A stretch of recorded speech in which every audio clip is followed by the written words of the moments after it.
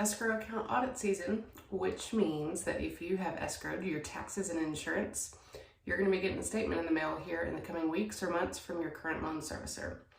It's Wednesday, so let's cover this topic as our Wednesday wisdom. I have with me an example of an escrow analysis that you guys will be receiving if you've escrowed taxes and insurance. Okay, so if you haven't escrowed your taxes and insurance into your monthly payment, you're going to keep paying those annually on your own. You won't receive one of these statements.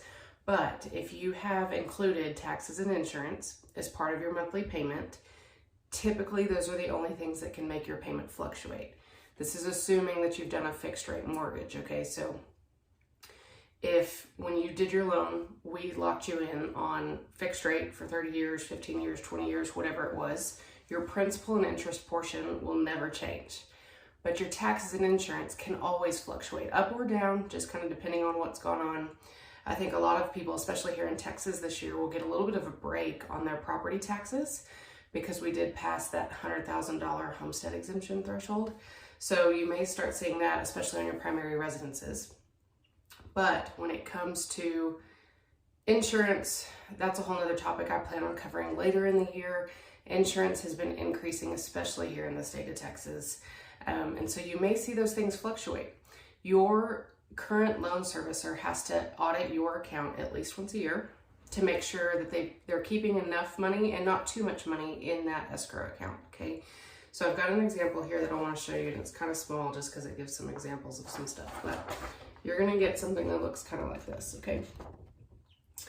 And it's going to have all of this crazy information on it. It's usually about 2 pages long, and it goes into what has been paid out this year. It's going to go into what they're projecting to be paid out next year based on what was paid out this year. And then it's going to tell you, hey, you've got enough money in this account. We don't need anything further from you. Or it's going to tell you, hey, we've got too much money in this account. We're issuing you a refund, and your payment is actually going to go down a little bit. Or it's going to tell you, we're not holding enough money in your escrow account right now. And then it's going to give you some options. Your options are typically, one, you can just roll whatever shortage is into your next 12 months worth of payments, okay? And so your payment will increase a little bit extra because it's got to account for the fact that insurance and taxes have probably gone up a little bit. But also because you've got a shortage, we've got to roll that in so that you get that paid up as well, okay? Your other option is to not increase your payment quite as much, account for the taxes and insurance that maybe have gone up this year, but go ahead and prepay whatever shortage you have in full. So your servicer should be giving you options for either one of those, okay? And if you've got questions about that, definitely take that escrow statement back to your original mortgage loan officer.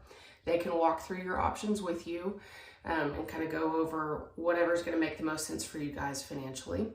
But keep in mind, if you guys did a fixed rate mortgage, your principal and interest will not change, even if your servicing has been transferred to a different lender, okay? So when you're getting one of these statements, if you think, oh my gosh, my payment's gone up, they're not honoring my terms, that's not the case, okay? They can't do that. Your taxes and insurance have fluctuated, okay? So you get one of these in the mail, you have questions or concerns about it, holler at your mortgage lender, holler at me. I'm happy to go over it with you guys. But it is the season for this. We expect escrow statements to start going out anytime between now and April, just depending on who your servicer is, okay? So, hope y'all found this useful. Happy Wednesday.